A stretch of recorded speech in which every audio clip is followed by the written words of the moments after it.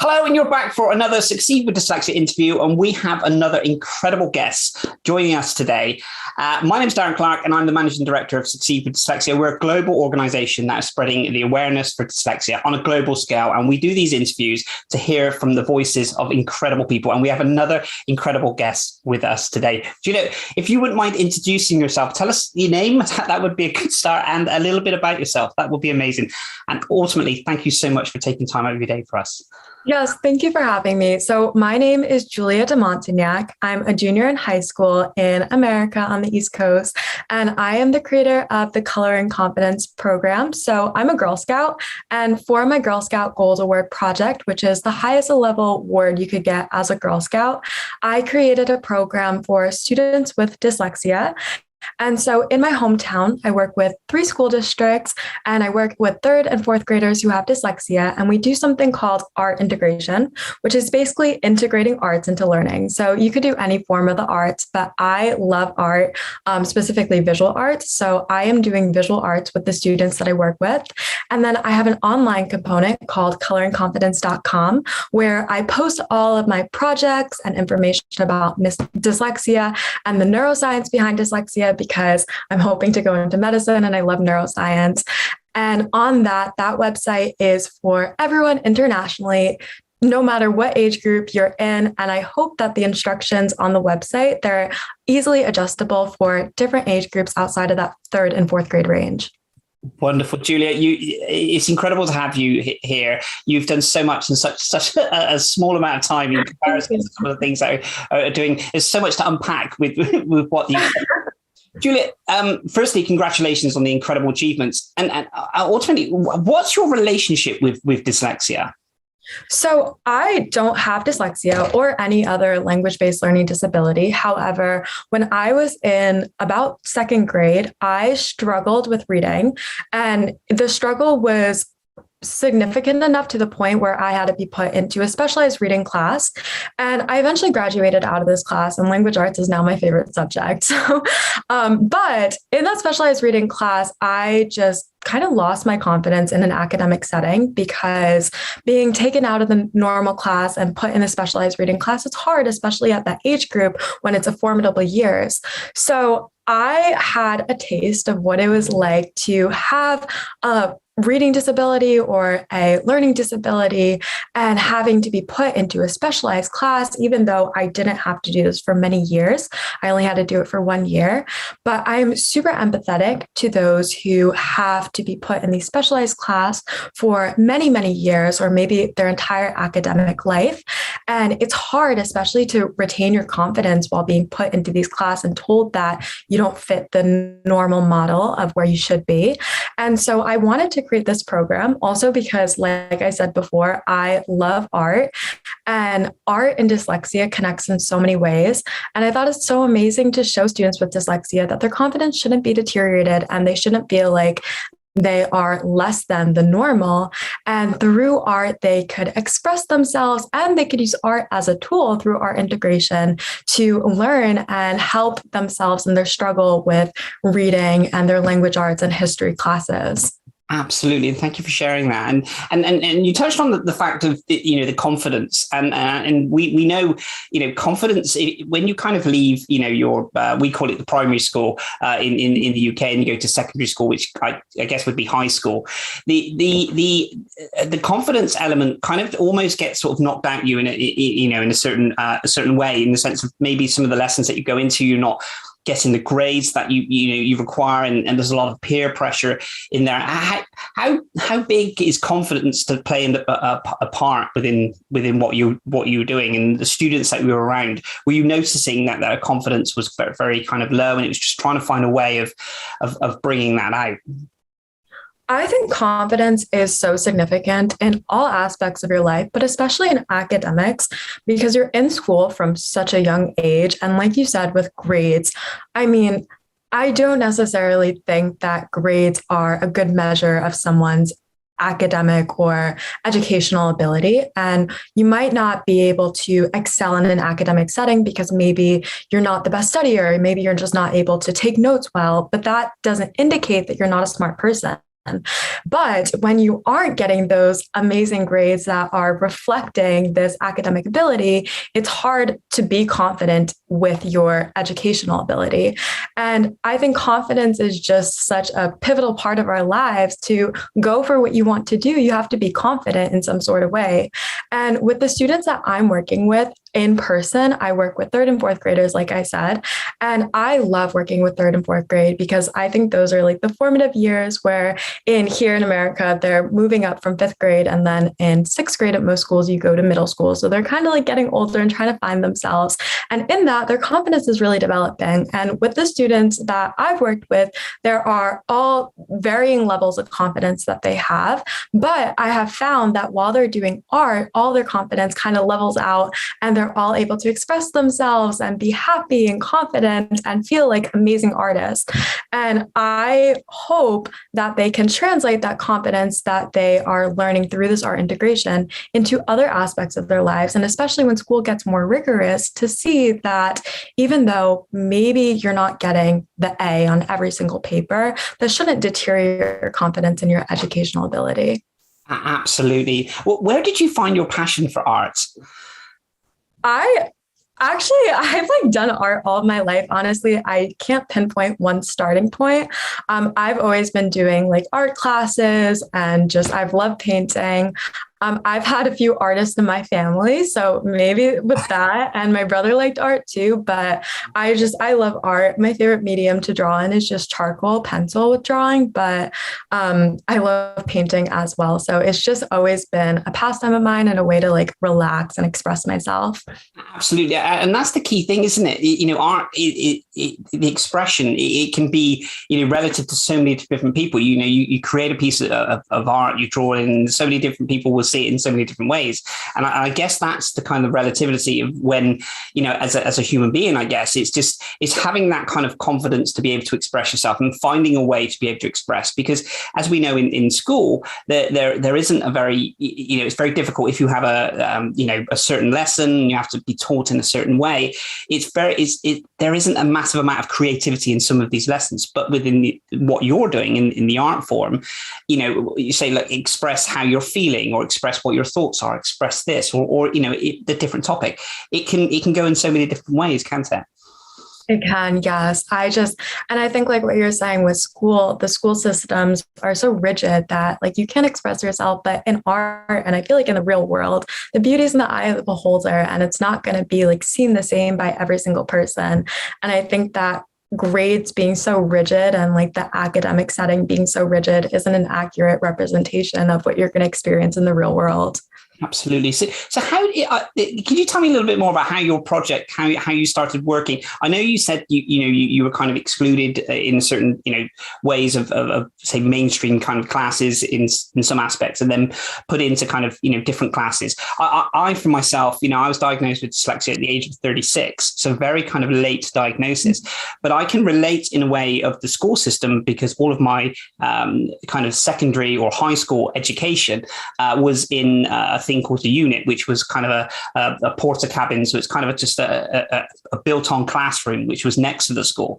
So there was one of these kind of environments where you just kind of put in there. They don't really know what to do with you. So that was kind of 5 years of what my kind of education is. So that enabled me to be a bit of a daydreamer and like to draw and write and everything else. So I can really kind of relate to the incredible work that you're doing. How did you get kind of into, creating the project? So yes, so I am doing my Girl Scout Gold Award project. And so last year is when I started developing my ideas for the project. And so it was during quarantine, and during quarantine, I had a lot of free time. So I was doing a lot of art, and I realized that I wanted my Gold Award to be centered on something with art, because that's my passion. And I also love working with kids, and especially I'm very passionate about wanting everyone to have the same opportunities, especially in an academic setting. And I was trying to figure out a way to connect the two. And especially I was passionate about language-based learning disabilities because of my experience in second grade. And I did a bunch of research, and I just found out that there is something called art integration, which has kind of It's been around for a while, but the research in it has been more expansive in recent years. And I learned about art integration, and it was so interesting to me, especially because it deals with a lot of neurology, and I really like neuroscience. And I thought that this would be an amazing tool to integrate into my community, because I know, being in that elementary school system and going through it, that in school, we don't integrate art into your classroom. Art is a other class where you don't do like academic things in the art classroom. And I thought that for all kids, but especially kids with dyslexia, this could be something that could be extremely helpful for them. So I met with a lot of neurologists and dyslexia specialists and dyslexia therapists all around the country. And I talked with them and pioneers in the field of art integration. And I tried to learn as much as I could about art integration. And then I took my own spin on it, knowing that art integration, yes, it improves the academic ability of someone with a language-based learning disability, but it can also improve the confidence. So I added that confidence piece to my overall project and my goal. And then I developed it from there. And then here we are. Wow. I love the fact of the amount of research and work that you went into it, speaking to, different experts and different people within that field. And that's the magical part of and why you've been so successful in what you've done, that sheer hard work and dedication. And it's always great to kind of get lots of different people's views on different things. And I think it's incredible that you say, you're not actually, dyslexic, but to understand and be empathetic in that sense is unbelievable. It's a real credit to you, because I firmly do believe that, creativity in art and different ways of learning, you could really kind of excel in the education system, especially in the UK, globally. If we were able to kind of express, someone who learns in a certain way and be able to kind of bring that out in them, in maybe, not just in art, but so many different other subjects, I think we could really kind of work with that student, couldn't we? Yeah, I think that's amazing. And I mean, I think that adding art integration to the classroom is just something that would be so great, because it's just adding extra tools to the toolbox. So maybe for one student, it doesn't work. The other student, it works great. And that's all they do.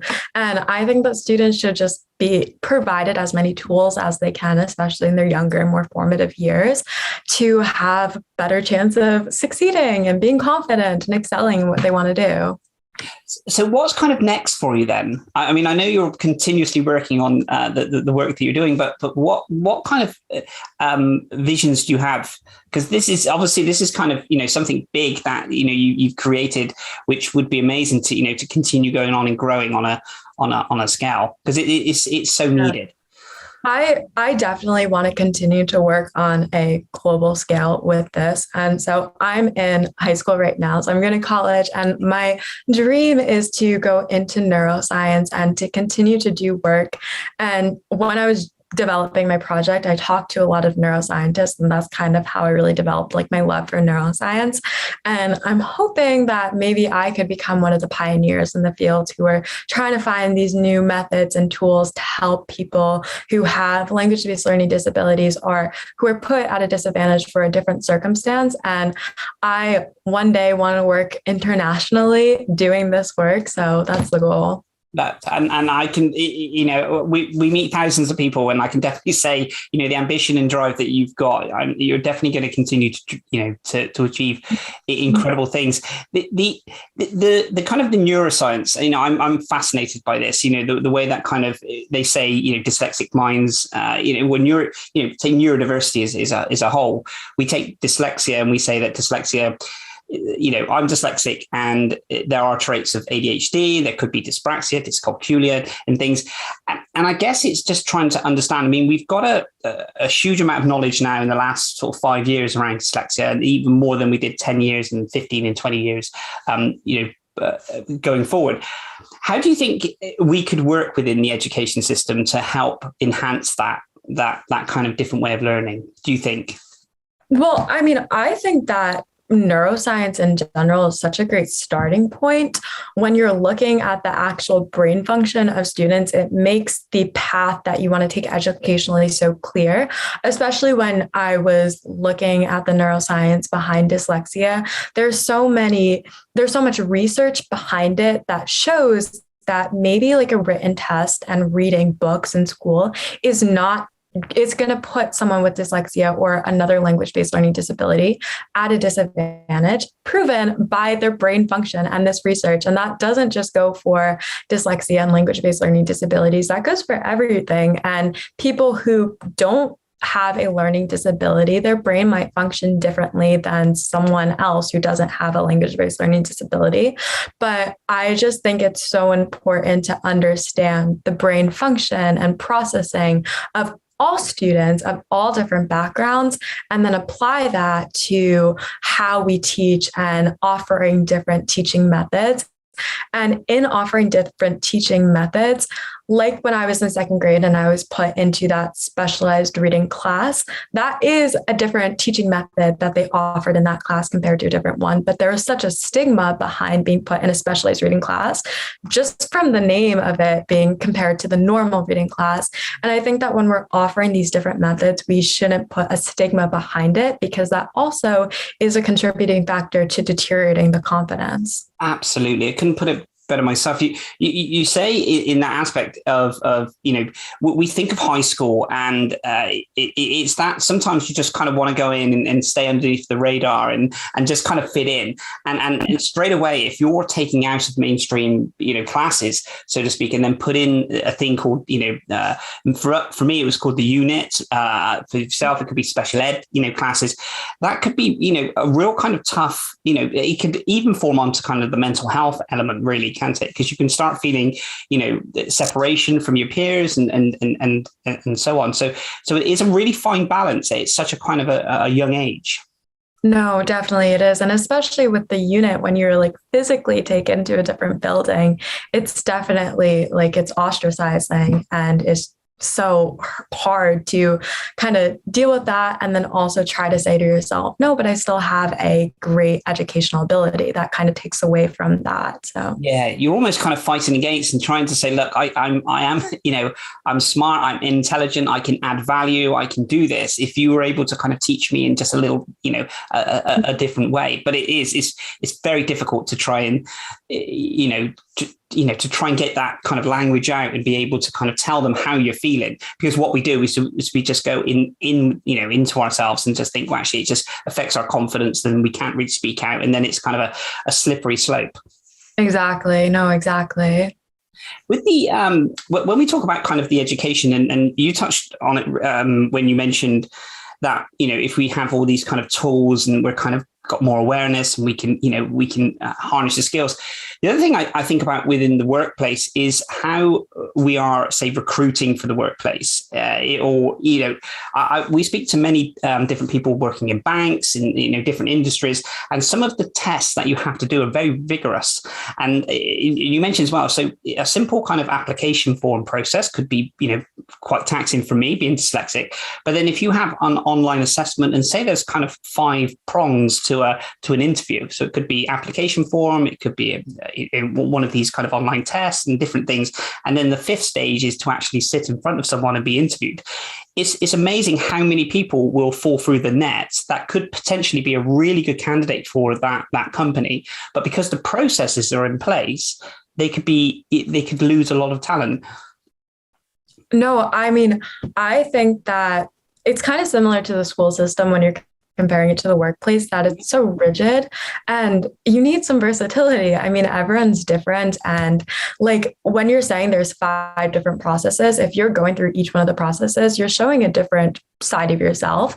And maybe you're not the strongest test taker, but you are a great interviewer. But if they cut you out at that test taker because they're looking at a weaker aspect of you, it's not fair, because someone else might be a great test taker, but not a great interviewer.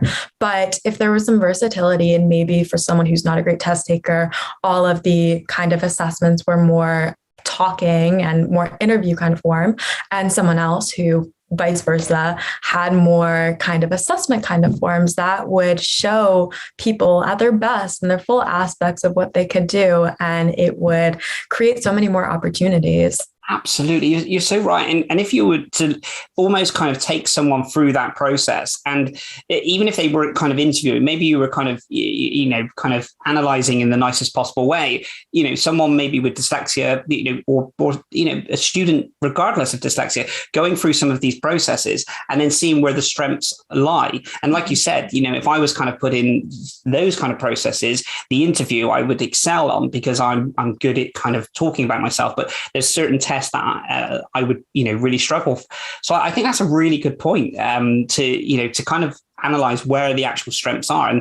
And we have a system within the education system and say the workplace and where we literally say, no, it's this is the test. This is what we're analyzing you on. And if you pass this, you get to the next stage, which is exactly like they do within the education system. Yeah. And it definitely puts people at a disadvantage when you just have a one size fits all kind of model.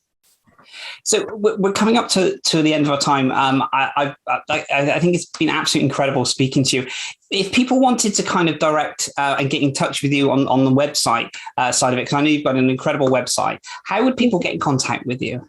Yeah. So on my website, I have a contact section, and all you have to do is leave a message and it will go to the Color and Confidence email, and then I will email you back directly. Wonderful. Well, I cannot thank you enough for taking time out to speak with us at Succeed. We'd love to come back and revisit yourself on your journey and continue to work with you. Like I said, you've done some absolutely fantastic things, and we urge you, definitely to go on and check your website out. So thank you so much. Yeah, thank you so much for having me. No problem at all. Take care, and we'll speak to you soon. You too. Thank you so much for watching. We hope you enjoyed this video as much as we did putting it together. Now we have some more fantastic content for you. Please feel free to click this link here and learn more about Joe North, the author of a book series geared to help normalize educational needs towards specific individuals in society. If you have any comments or questions, leave them in the comments below. And as always, thank you so much for watching.